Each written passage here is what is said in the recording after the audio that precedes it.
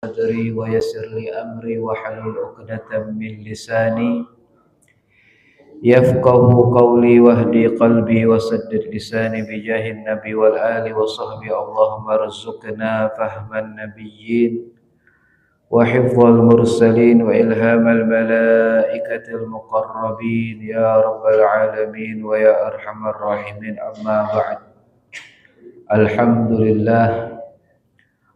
لله رب العالمين. الحمد لله الذي أحيانا بعدما أماتنا وإليه النشور.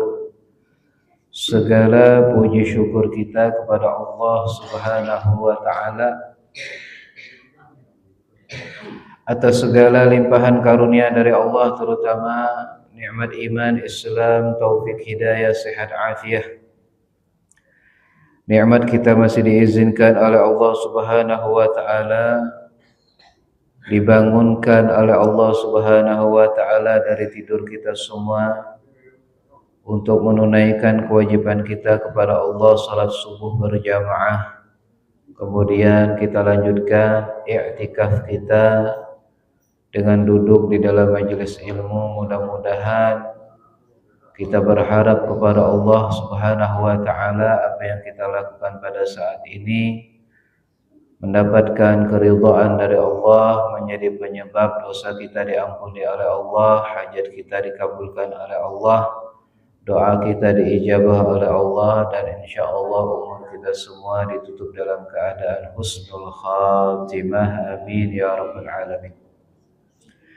Salawat beriringan dengan salam tak lupa kita hadiahkan kepada baginda Nabi besar Muhammad sallallahu alaihi wasallam. Allahumma salli ala sayyidina Muhammad. Mudah-mudahan juga berkat salawat dan salam yang terus kita sampaikan kepada beliau, insyaallah kita semua kelak di hari kiamat akan mendapatkan syafaat daripada Nabi kita Muhammad sallallahu alaihi wasallam. Amin ya rabbal alamin. Bapak Ibu hadirin hadirat jemaah salat subuh dan jemaah majelis ta'lim Masjid Nawirul Iman yang dimuliakan oleh Allah, alhamdulillah. Kembali bersama-sama kita melanjutkan pengajian kita di dalam pembacaan perjalanan kisah hidup baginda Nabi besar Muhammad sallallahu alaihi wasallam.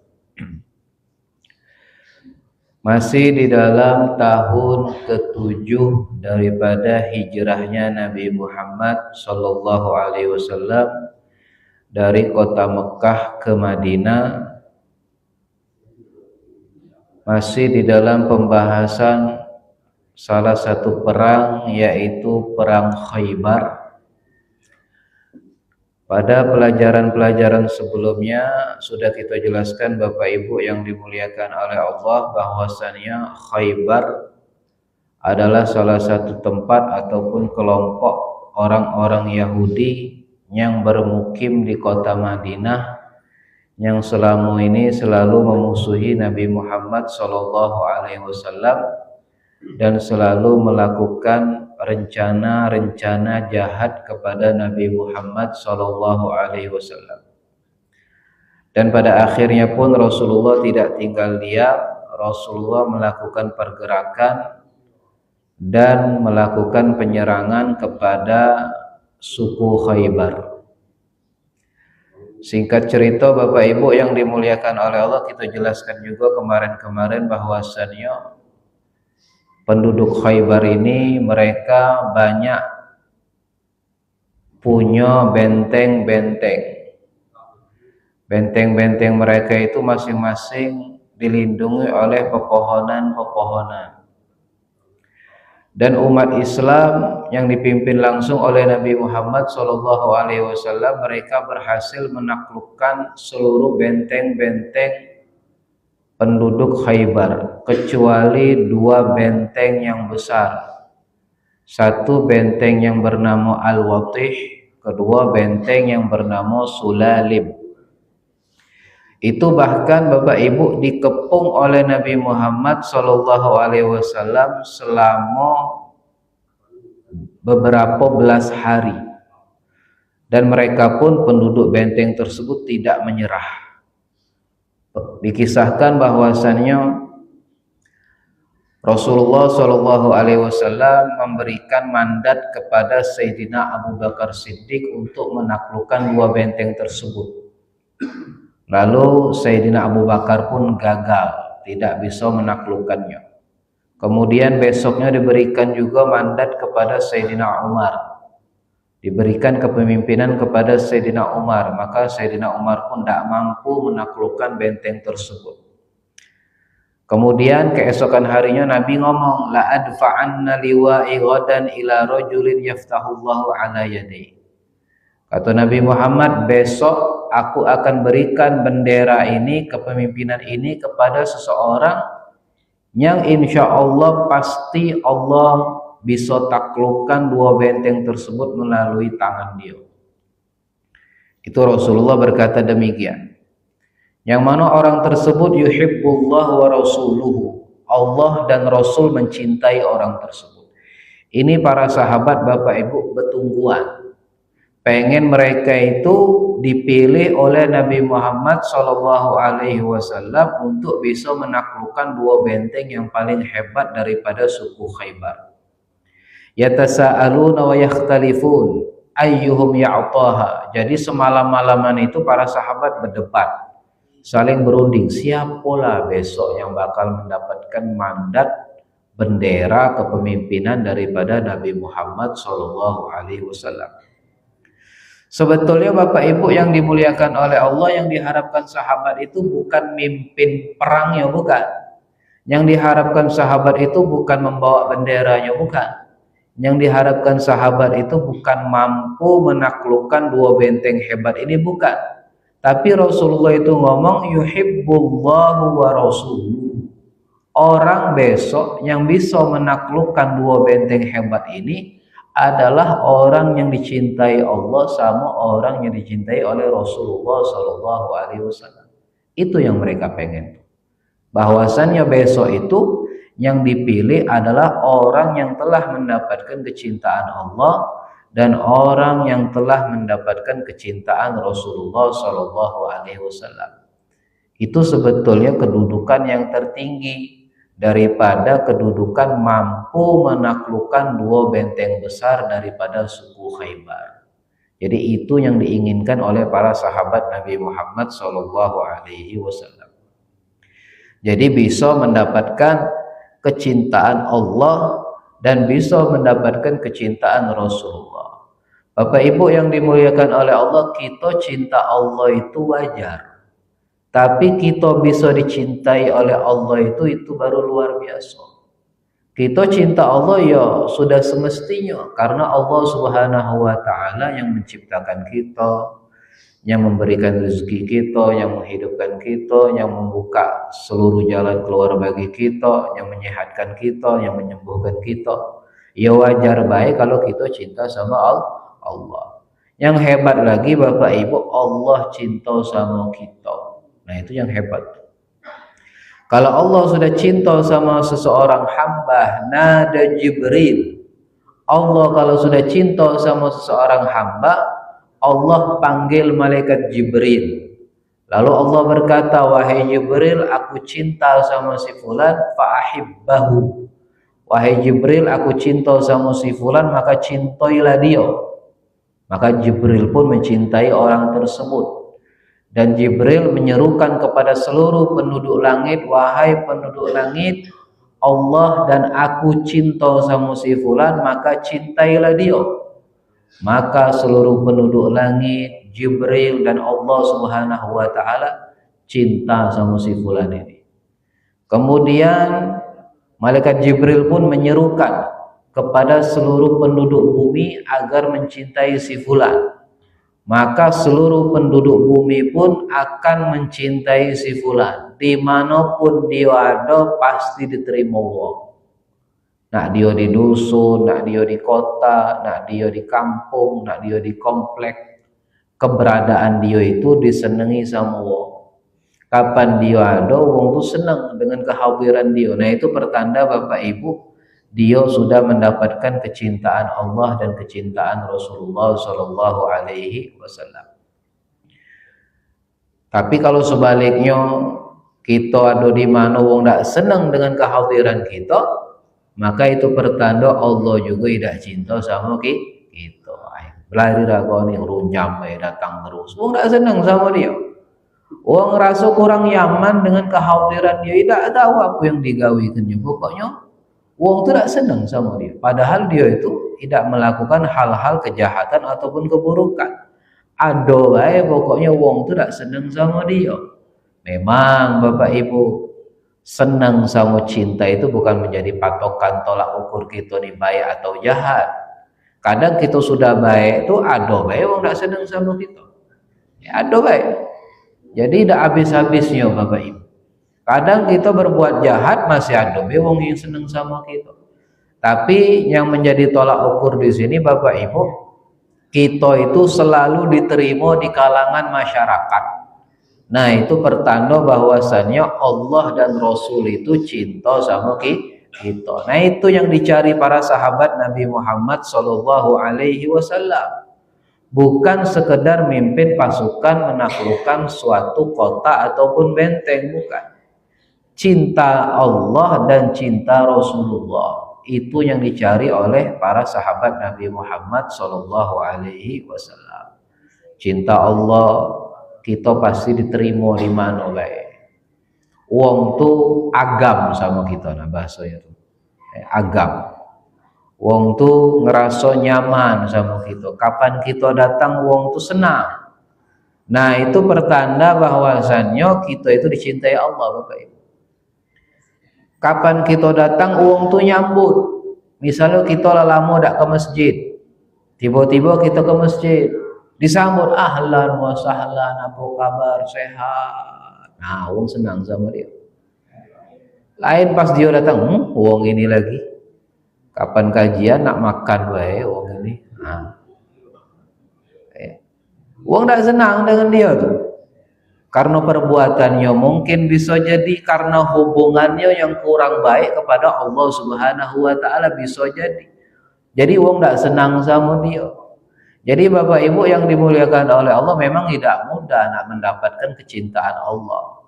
Kecintaan Allah itu sulit nak kita dapatkan, tapi tidak mustahil dengan kita giat menjalankan seluruh perintah Allah, membuat Allah Ta'ala ridha sama kita, sering-sering mencari rai sama Allah.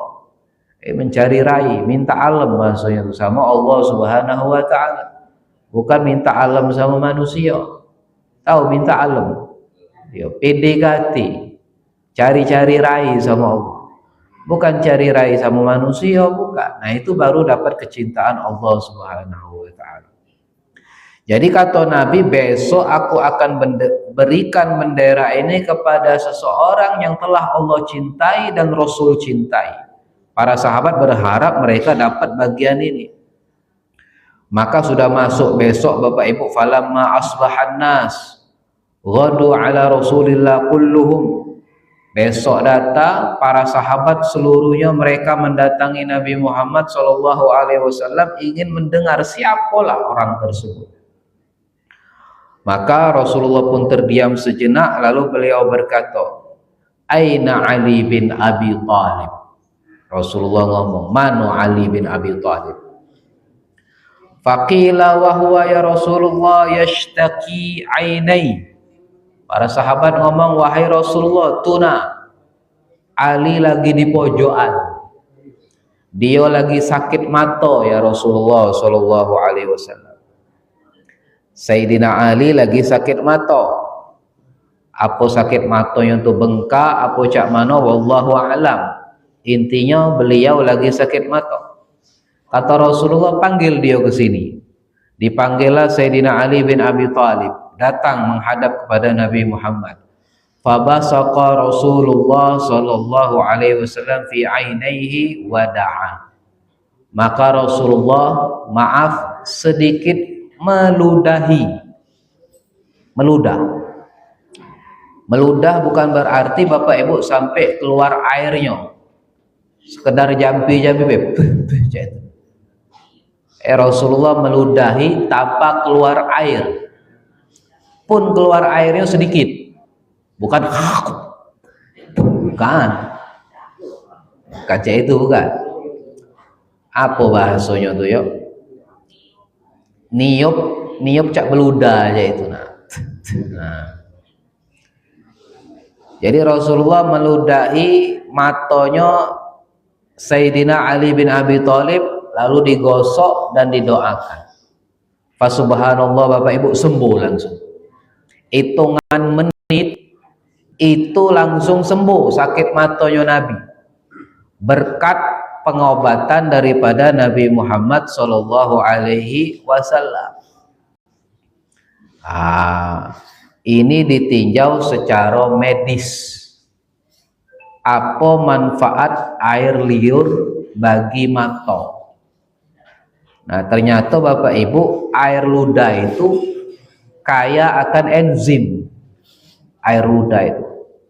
Apalagi kalau kita habis makan durian. Jadi air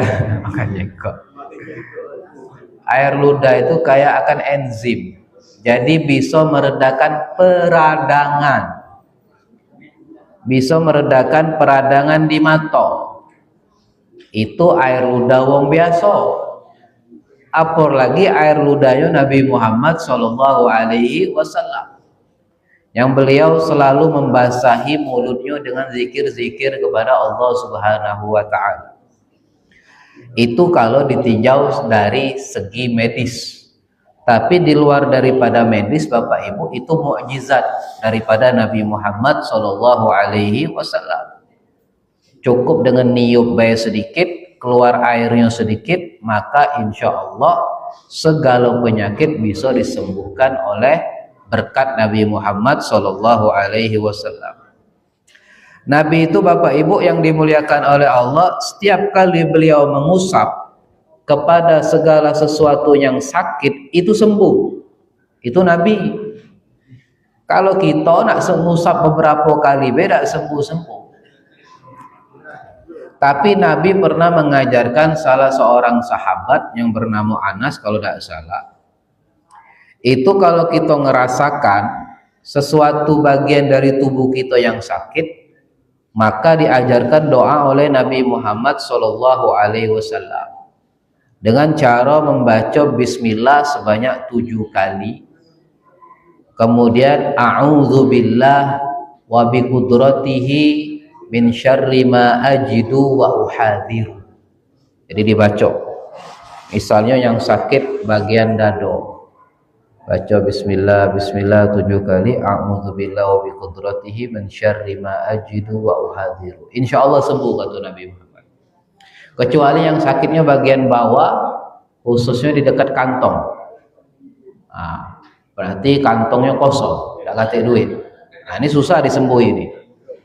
Buntu. Itu tidak baca sembuh, Bapak Ibu. Kalau sekedar sakit-sakit biasa di paha, di kening, atau sakit kepala, sakit hidung, itu ngamali doa itu insya Allah sembuh. Kalau kita yakin, tapi kalau kita tidak yakin tidak sembuh juga.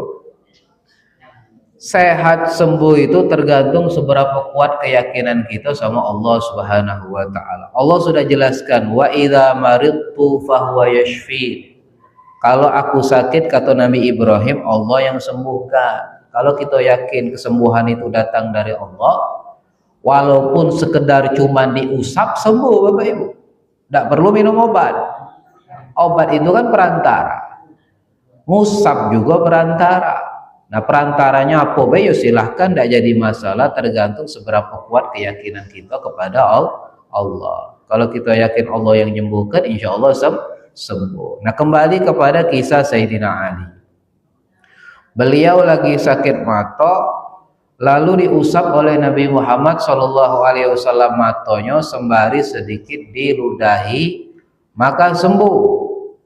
Hatta ka'allam yakun bihi waja'un. Seakan-akan matanya Sayyidina Ali itu tidak pernah sakit sama sekali, sembuh total.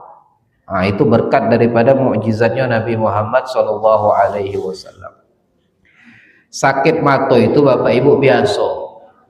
Kita sakit mata itu. Ada wong dulu tuh ngomong kalau sakit mata tetesi maaf banyu kencing. Ayo. Nah itu tidak boleh itu. Tidak boleh. Karena najis, berobat dengan sesuatu yang najis itu tidak boleh. Kecuali memang sudah tidak ada obat lagi. Melumuri badan ini atau sengaja melumuri badan dengan sesuatu yang najis tidak boleh. Hukumnya haram kecuali dalam keadaan darurat. Tidak apa-apa. Sengaja misalnya nempeli kotoran sapi, kotoran ayam di badannya. Tidak boleh. Haram hukumnya. Mengotori badan dengan sesuatu yang najis. Tidak boleh. Begitu juga melakukan pengobatan dengan sesuatu yang najis. Kencing dewek ditetesi tidak boleh. Jadi berobat pakai apa Pak Ustaz? Ya pakai yang ada baik. Banyak obat dah kan nak pakai kencing ni. Ya tak? Oh itu ada hadisnya Pak Ustaz. Nabi itu pernah ngomong berobat pakai kencing unta. Pernah dengar Bapak Ibu? Berobat pakai kencing unta. Itu ada beberapa utusan yang datang ke Nabi Muhammad dari daerah. Datang ke Nabi Muhammad tinggal di kota Madinah, tidak cocok cuacanya di kota Madinah, mereka itu lalu sakit perut galau-galau. Karena konsumsi makanannya atau karena cuacanya, wallahu alam. Akhirnya kata Nabi pergi ke suatu tempat yang mana itu tempat pertenakan onta. Karena mereka ini ternyata wong pedalaman ini biasa bergaul ataupun biasa kumpul dengan unta. Jadi akhirnya suruh Nabi minum air onta, air kencing onta sama susu onta. Air kencing sama susu onta. Nah ternyata bukan murni minum air kencing baik-baik, tapi air kencing dicampur susu. Iya, wong sekarang ini minum air kencingnya baik Bapak Ibu. Karena berdasarkan hadis tadi. Dia baca hadis baik tapi tidak baca keterangan ulama. Jadi yang diminum cuman air kencing onta baik, susunya tidak. Jadi pesing lah Bapak Ibu minum kencing tadi. Terpaksa dia minum. Sakit tidak padahal nak ngetes baik cak mana rasanya kencing onta. Nah ulama memberikan keterangan Bapak Ibu, obat itu dikhususkan untuk kelompok mereka baik. Karena mereka biasa bergaul dengan onta. Jadi obatnya ya jadi dari onta itu lah. Jadi kalau untuk orang lain ya jangan, tidak usah. Kalau sakit perut minum obat yang lain, tidak usah nak minum kencing ontanya. Banyak obat ini Bapak Ibu yang dimuliakan oleh Allah. Jadi tidak boleh kita berobat dengan sesuatu yang najis, karena itu melanggar perintah Allah Subhanahu wa taala. Jadi Sayyidina Ali seakan-akan dia tidak punya penyakit mata lagi, sembuh total, dan seumur hidup beliau tidak pernah terkena sakit mata. Seumur hidup beliau setelah kejadian itu Bapak Ibu tidak pernah terkena sakit mata. Kita ini rata-rata pasti pernah kena sakit mata. Ada yang tidak pernah kena sakit mata? Jarang mungkin. Nah, ada beberapa anjuran dari para ulama. Ini bukan hadis, bukan, tapi suatu amalan yang memang terbukti mujarrab untuk menghindari daripada penyakit mata. Apa itu? Cara motong kuku. Cara motong kuku nyilang. Jadi cara motong kuku nyilang itu dimulai dari telunjuk, habis itu silang ke sini, silang ke sini, silang ke sini, silang ke sini, silang ke sini, pokoknya nyilang di sela-sela. Nah itu kalau wong motong kuku model nyilang, kata para ulama dijelaskan di dalam kitab Takrirat As-Sadida, itu insya Allah tidak terkena sakit mata. Ada yang ngatakan demikian, tapi wallahu a'lam. Ya kalau nak sakit mata ya sakit tulah. Cuman itu metode cara pemotongan kuku Itu kan motong kuku biasanya Bapak Ibu langsung kan. Nah itu biasanya mereka tuh motong kuku mulai daripada jari telunjuk. Telunjuk terus tangan kanan ke kanan, balik jempol terakhir. Dari sini baru jempol ini. Nah, jempol ini yang terakhir. Nah, itu cara motong kuku. Macam-macam cara motong kuku yang diajarkan oleh Imam Nawawi. Nah, itu kata para ulamanya salah satu sebab untuk menghindarkan sakit mata. Wallahu alam, apakah itu ada landasannya, tapi rasanya tidak. Itu sekedar pengamalan baik yang dipraktekkan dan terbukti. Itu namanya mujarrobatus sholihin, percobaan-percobaan orang soleh yang memang kebetulan terbukti nyata. Jadi itu untuk menghindari sakit mata. Intinya kalau kita sakit mata Bapak Ibu, tinggal diolesi banyu ludah. Kalau pacak minta olesi banyu ludah Pak Ustadz di dekat rumah gitu. Nah, Pak Ustadz minta banyu ludah sedikit. Buat apa? Obat mata. Karena itu juga pernah dilakukan oleh Nabi Muhammad SAW. Kalau tidak galak, yuk air ludah dewe, dikit beda. Dioles sedikit, insya Allah Bapak Ibu diberikan kesembuhan oleh Allah Subhanahu Wa Taala. Jadi Sayyidina Ali yang memegang bendera dan beliau langsung memimpin pasukan untuk menaklukkan dua benteng besar. Singkat cerita Bapak Ibu, dua benteng itu pun terkalahkan dan dimenangkan oleh Sayyidina Ali bin Abi Thalib, dan seluruh penduduk Khaybar menyerah kepada Nabi Muhammad SAW, dan umat Islam yang langsung dipimpin oleh Nabi Muhammad banyak mendapatkan harta rampasan perang daripada seluruh penduduk Khaybar berkat kesabaran mereka dan berkat kepatuhan mereka akan titah daripada Nabi Muhammad SAW. Bapak Ibu yang dimuliakan oleh Allah, insya Allah kita lanjut lagi pada pertemuan berikutnya masih di dalam perang Khaybar. Wallahu a'lam bissawab. Subhanakallahumma wa bihamdika asyhadu an la ilaha illa anta nastaghfiruka wa natubu ilaik. Wa sallallahu ala sayyidina Muhammadin nabiyil ummi wa alihi washabbihi wasallam. Walhamdulillahi rabbil alamin. Wassalamualaikum warahmatullahi taala wabarakatuh.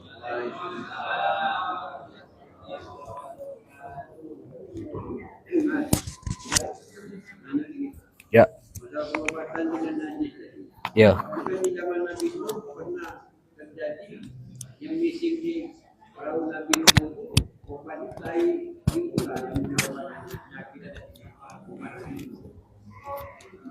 Tahu gitu.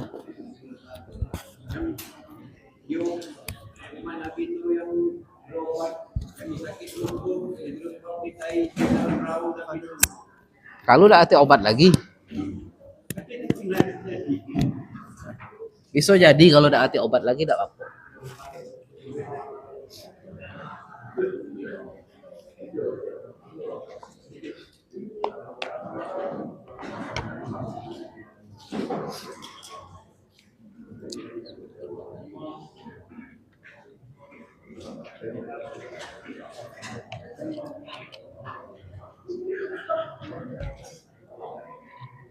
Bismillah.